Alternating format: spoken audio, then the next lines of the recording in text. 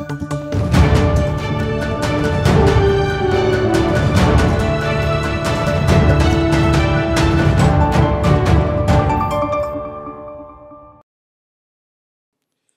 Pemuda Indonesia, jumpa kembali bersama saya Moh Gunawan Abdillah di Studio EJTV. Kali ini tema di Studio EJTV kedatangan bintang tamu legendaris Mas Icuk Sugiarto dan juga tokoh tinju ada Bung Tobias Patiasina. Jadi Indonesia ini memang sudah mendekati yang namanya Indonesia Emas di 2045. Namun banyak para tokoh, para pemudanya juga menjadi ajang adu domba. Kita ingin pemuda di Indonesia ini bersatu seperti tahun 1928. Mereka memiliki bahasa Indonesia, bahasa persatuan, tumpah darah Indonesia dan menjunjung tinggi bangsa kita. Jadi kita sapa langsung saja dengan Mas Icuk. Selamat siang Mas Icuk. Sehat selalu. Selamat siang. Selamat siang Bung Tobias. Selamat siang Mas Gun. Jadi kita tanpa panjang lebar, kita langsung ke Mas Icuk dulu nih Mas Icuk. Jadi kita sudah melihat perjalanan pemuda kita dari 1928 hingga saat ini. Dari zaman kemerdekaan, Orde Baru, Orde Lama, Orde Baru dan Orde sekarang juga pemuda ini masih menjadi hal yang menarik. Baik di dunia dan Indonesia sendiri, akhirnya para pemuda kita tidak sadar bahwa pemuda kita ini dipecah belah entah oleh bangsa sendiri atau ada kepentingan-kepentingan asing hingga membuat mereka itu tidak bisa disatukan. Nah, pandangan Mas Icuk dulu nih gambarannya nih dari masa lampau hingga saat ini. Silakan Mas Icuk. Ya, terima kasih. Jadi kalau saya sebagai pemuda, sebagai alumni KNPI, saya merasa prihatin dan merasa sedih aja. Dalam kurun waktu kurang lebih 12 sampai 14 tahun terakhir lah, saya merasakan kondisi pemuda yang harusnya semakin baik, harusnya semakin kita melihat tokoh-tokoh yang bisa kita berikan dukungan untuk menjadi calon-calon pemimpin itu.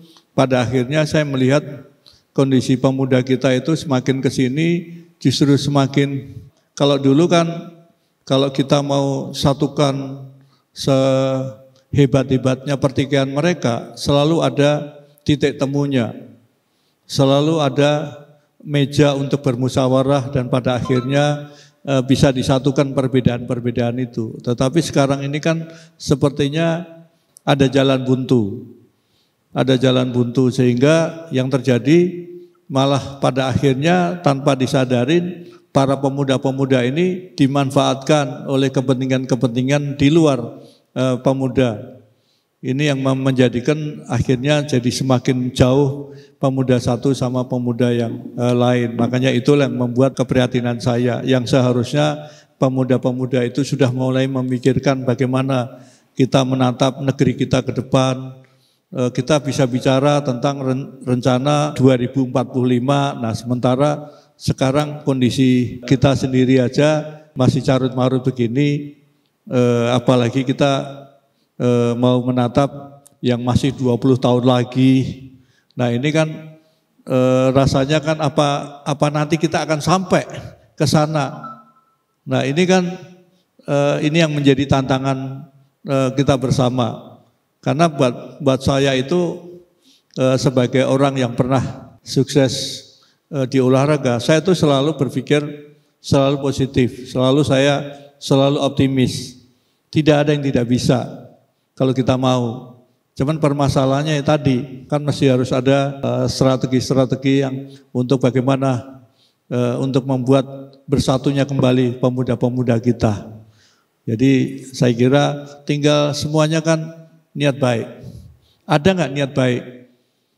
Ada nggak jiwa kita yang masih tertanam di dada para pemuda ini bahwa kepentingan yang lebih besar harus kita utamakan dibandingkan kepentingan yang kecil-kecil seperti itu. Kepentingan kelompok, kepentingan yang dalam skup sesaat ini mau nggak kita korbankan untuk kita lebih kedepankan kepentingan yang lebih besar, yaitu kepentingan merah putih, kepentingan Indonesia, kepentingan masyarakat secara umum yang mereka butuh.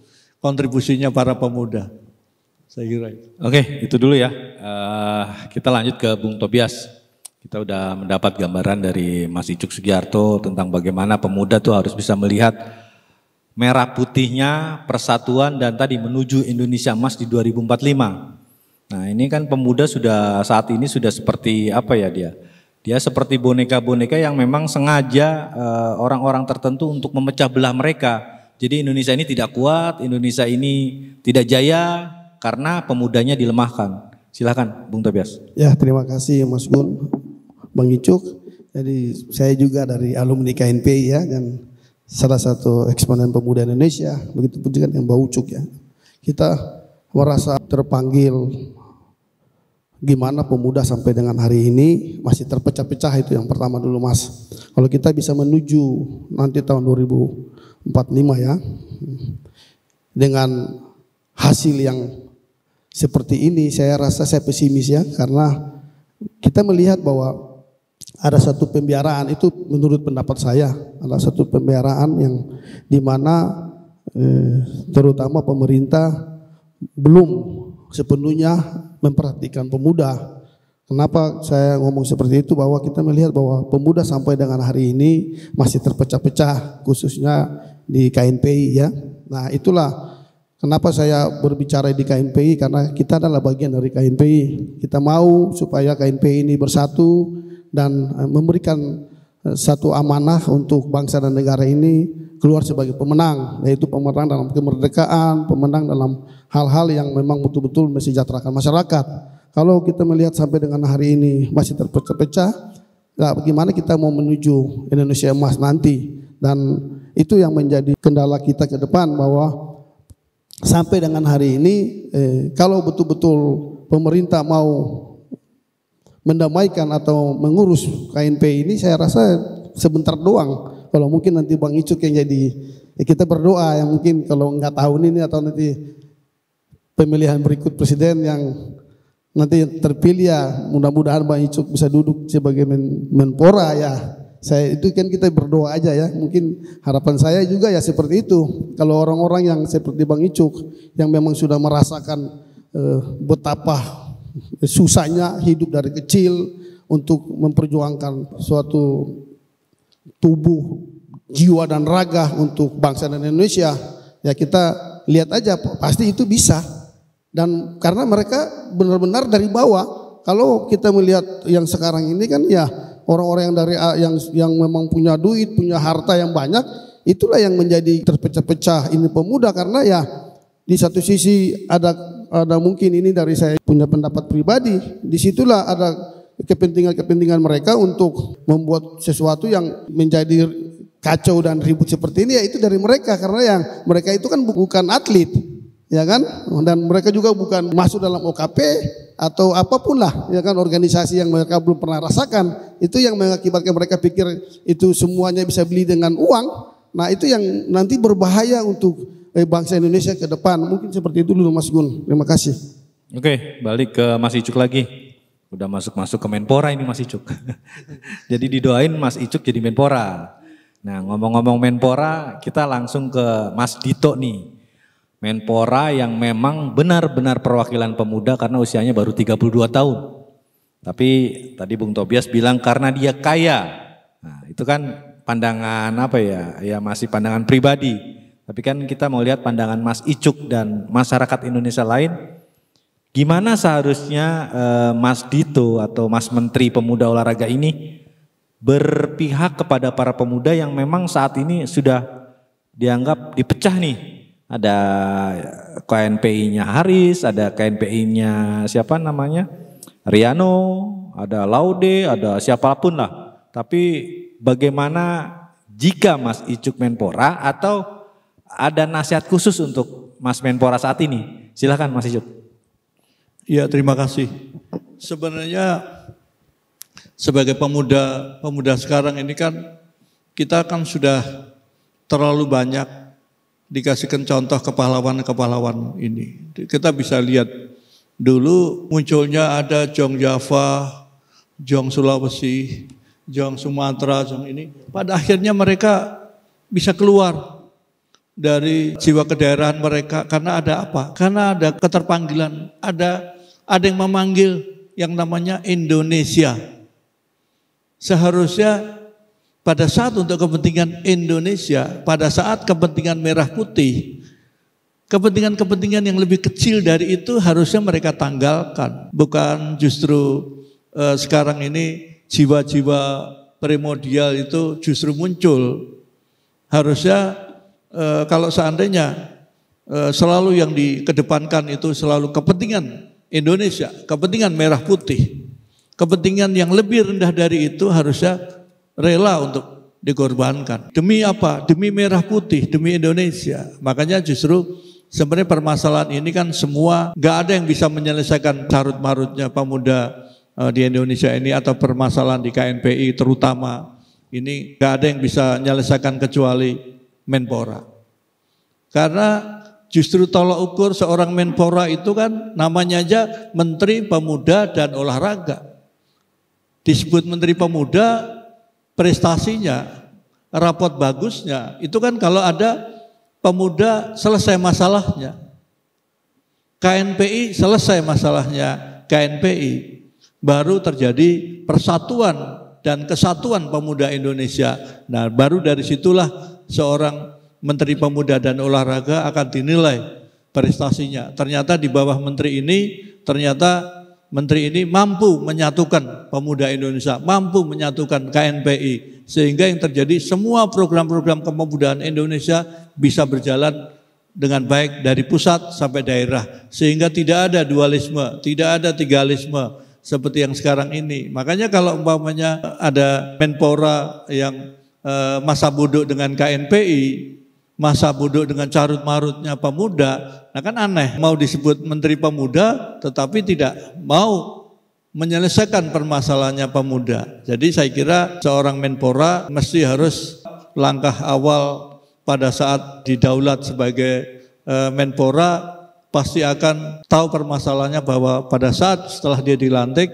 dia akan memetakan permasalahan pemuda ini, permasalahan KNPI ini harus menjadi prioritas utama sebelum melangkah program-program yang lain. Ini harus selesai, sehingga dengan begitu bila perlu dipanggil semua. Sebelum memanggil itu, bila perlu panggil semua tokoh-tokoh, pimpinan-pimpinan pemuda yang saat ini masih ada, senior-senior, undang semua, ajak duduk satu meja, minta pendapat dari mereka, minta saran dari mereka, karena permasalahan ini harus selesai. Kan kita masih punya tokoh-tokoh pemuda, apakah itu Akbar Tanjung, apakah itu Theo Sambuaga, apakah itu Abdullah Putih, apakah itu tokoh-tokoh yang lain, minta pendapat-pendapat dari mereka supaya KNPI ini harus menjadi KNPI 1.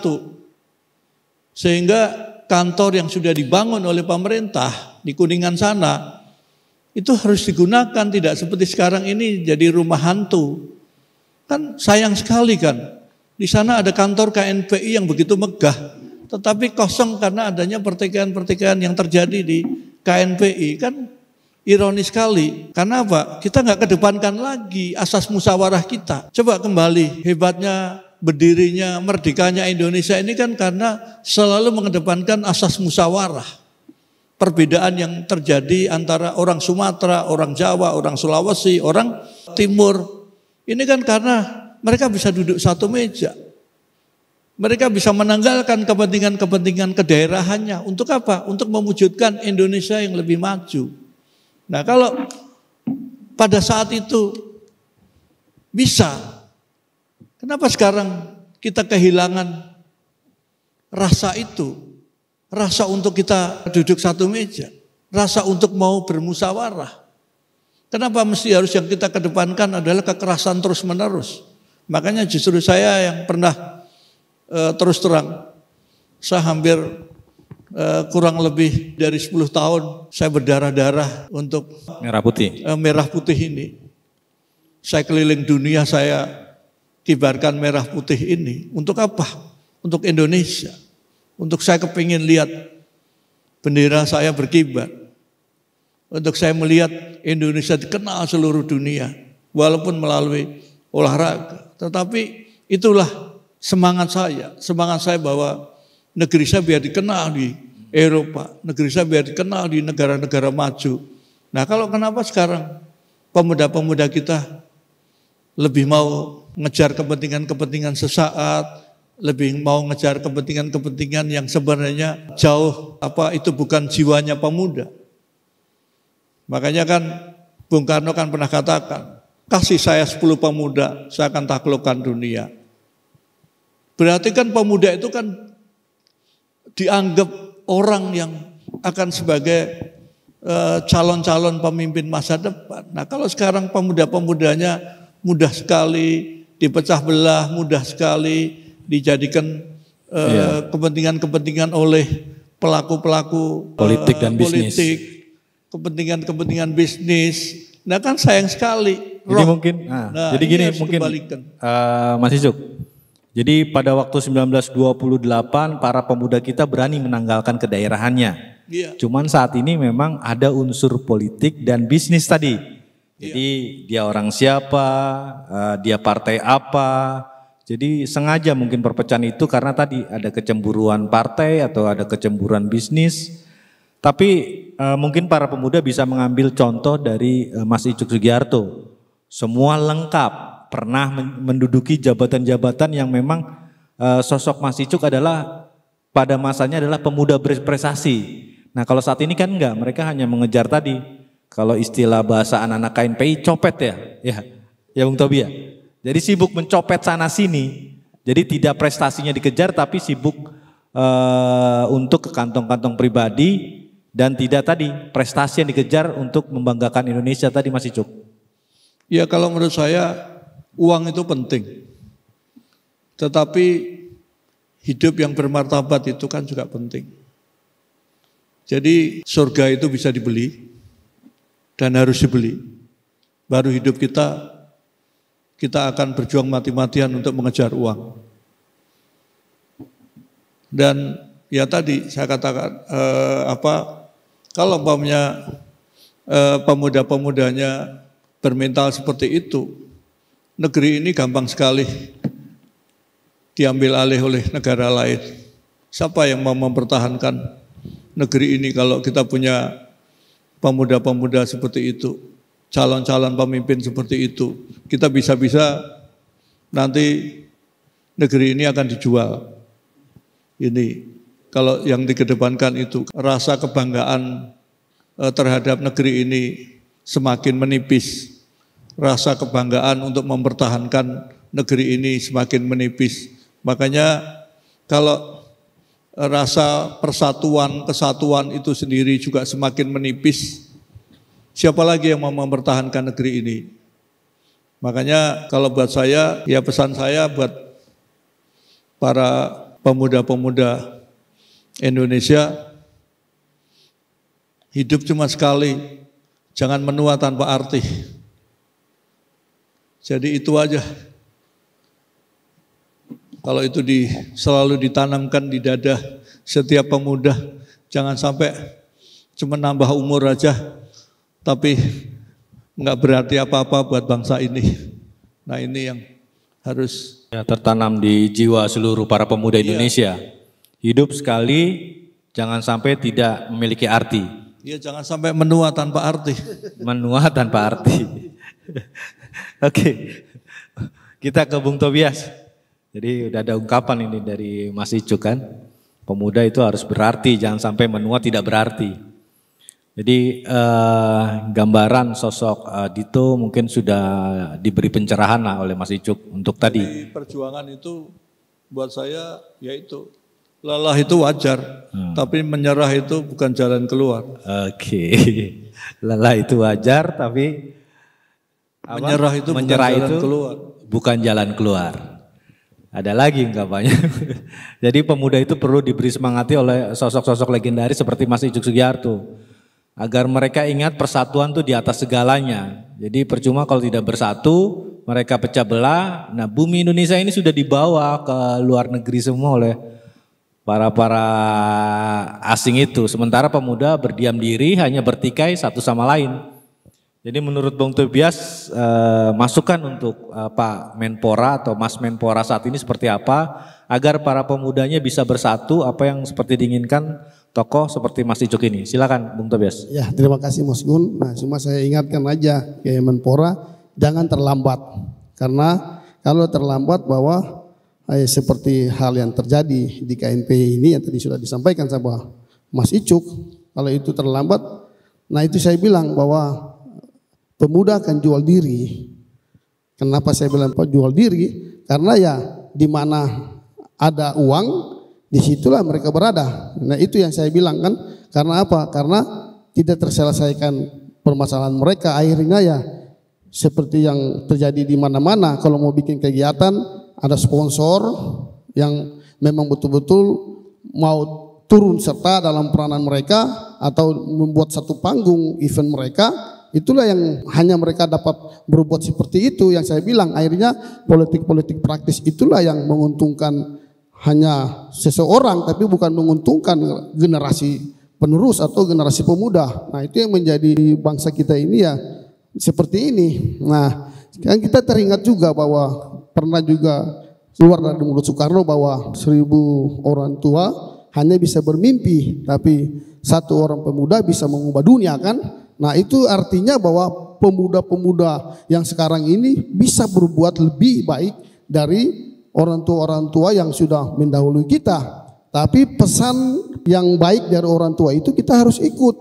Bahwa ada nasihat-nasihat orang tua kita yang memang punya satu kerinduan untuk menanamkan rasa nasionalisme, ya kan, menerapkan semangat kebangsaan bagi generasi muda. Nah itu yang harus kita ikutkan. Jangan kita ngikut bahwa yang terpecah saat ini akhirnya kita ngikut. Harusnya kan kita ngikut yang baik. Karena apa? Kalau kita ikut yang baik kayak tadi sudah disampaikan sama Mas Icuk, pasti bangsa ini akan berjalan dengan baik dan negara-negara luar pasti akan takut.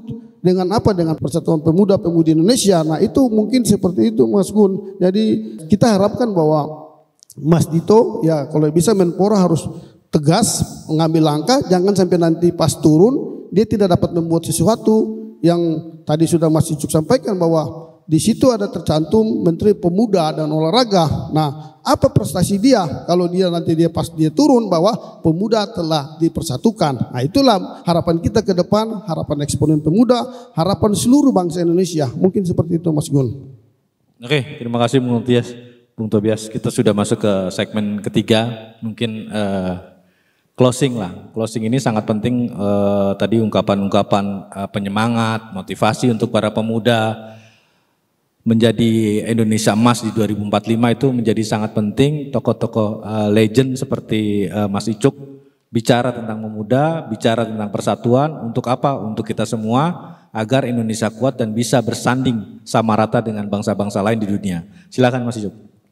Ya kalau menurut saya seharusnya kesempatan sekarang ini pemuda-pemuda Indonesia harus bisa menunjukkan bahwa Indonesia butuh pemuda-pemuda yang berprestasi, pemuda-pemuda yang mau menatap negeri ini ke depan, mau menjadikan Indonesia sudah tidak lagi dianggap sebagai negara berkembang, tetapi sudah masuk dalam jajaran negara-negara maju. Oleh siapa? Oleh karena prestasi-prestasi yang dihasilkan oleh para pemuda-pemuda kita.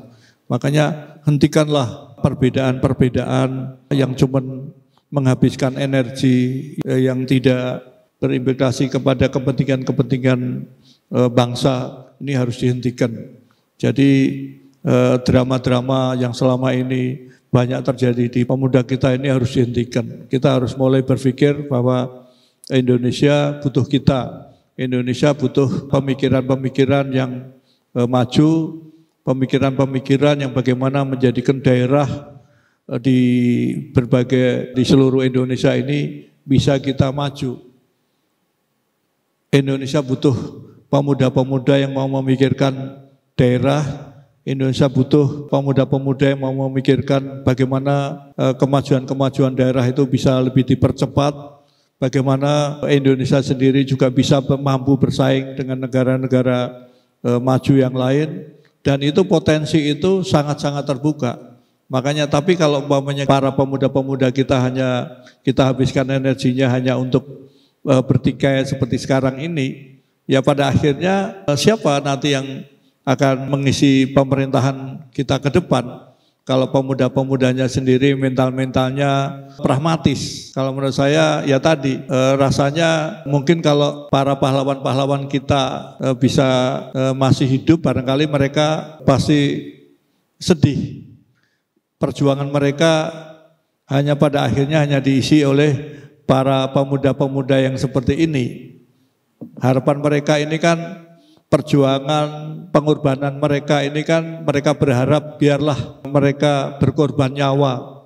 Demi apa? Demi Indonesia yang lebih baik, demi Indonesia yang lebih maju, demi para penerus-penerusnya yang akan meneruskan Indonesia ini yang lebih baik lagi. Siapa yang mau mengkritisin para pelaku-pelaku pemerintahan yang tidak benar ini? Ya kan?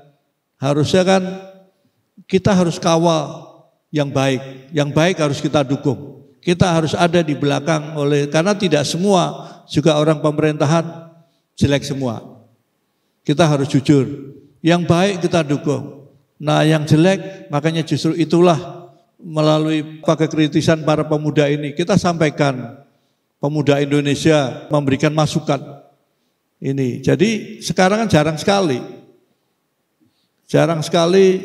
masukan-masukan dari para pemuda-pemuda kita yang mengatasnamakan pemuda Indonesia, pemuda seluruh Indonesia. Nah, sekarang kalau hanya mengatasnamakan kelompok aja kan, ini kepentingan kelompok. Tapi kalau mengatasnamakan kepentingan pemuda Indonesia, karena pemudanya hanya satu, KNPI-nya hanya satu. Nah, baru dari situ akan didengar suaranya.